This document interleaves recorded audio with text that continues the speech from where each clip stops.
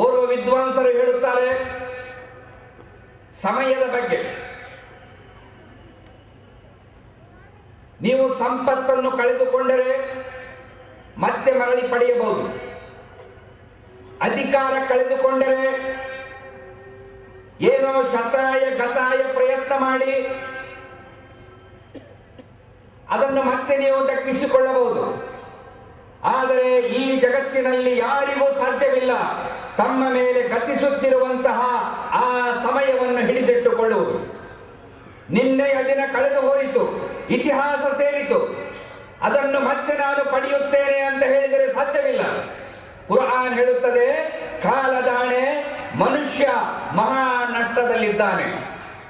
ಯಾರು ತನ್ನ ಜೀವನದ ಅಮೂಲ್ಯವಾದ ಈ ಸಮಯವನ್ನು ನಿರರ್ಥಕವಾಗಿ ಕಾಲಹರಣ ಮಾಡುತ್ತಾನೋ, ಕಳೆದು ಬಿಡುತ್ತಾನೋ, ಅವನು ನಷ್ಟ